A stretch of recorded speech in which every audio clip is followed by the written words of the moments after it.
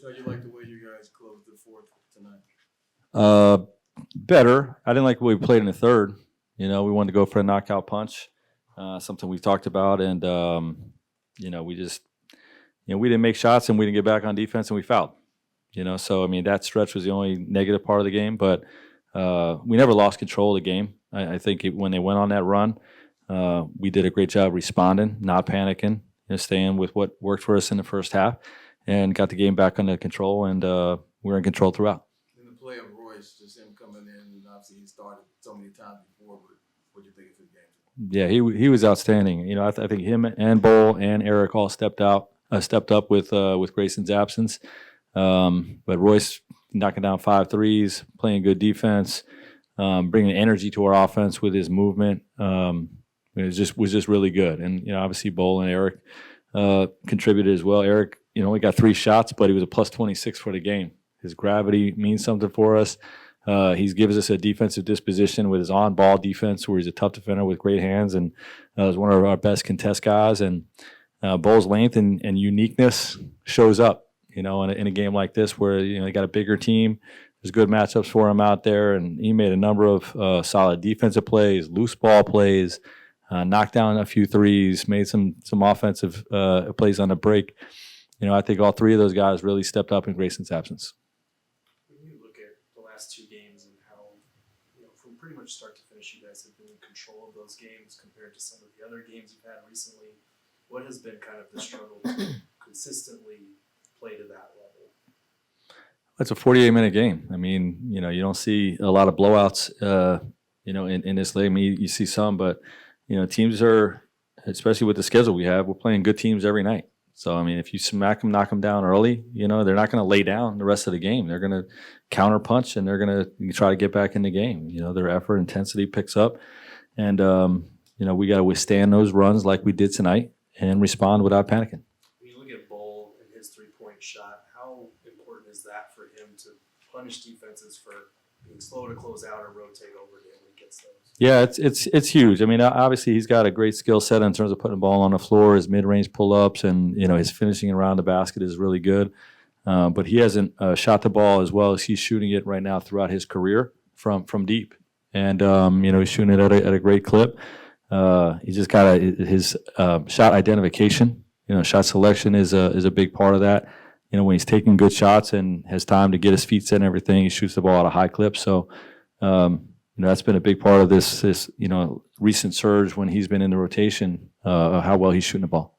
Frank, I know you're in the middle of this, and this is kind of an off-game question, but what's your feeling about Phoenix being the center of the basketball world this weekend, with you guys playing a couple of home games, coming down the stretch? You've got the NCAA finals here, the Final Four here. You got a new campus that you guys are opening tomorrow. Yeah, I love it. I love it for this town. This town is a big time basketball city.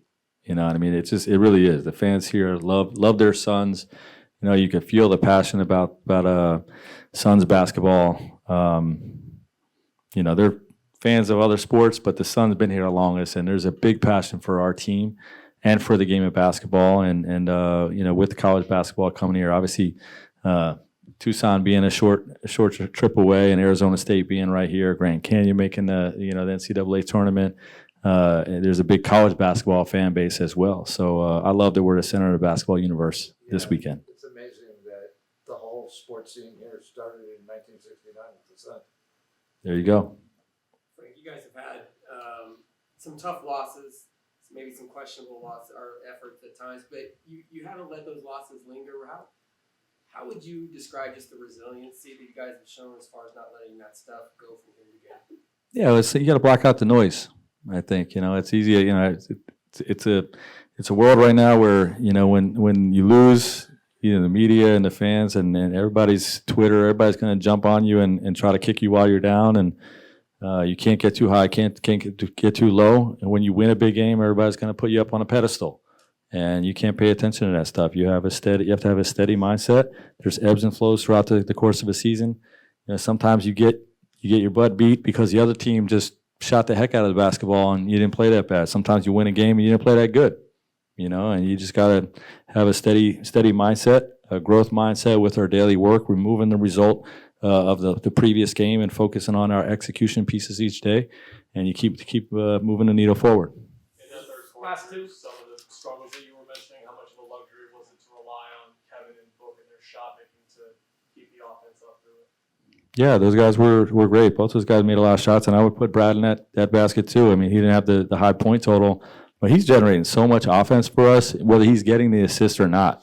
He's our best paint toucher, and he's got 7 assists tonight. He very easily could have 13, 14 assists with how he's touching the paint and spraying it back out.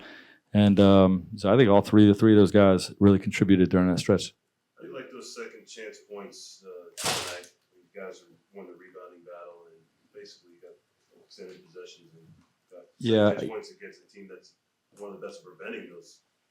Yeah, we only got eight offensive rebounds, but I think we scored on most of them. And Nurk had a huge play in the first half where he offensive rebound. We're trying to get him and all of us really to recognize when we offensive rebound in a crowd to throw it out and punish the defense with threes.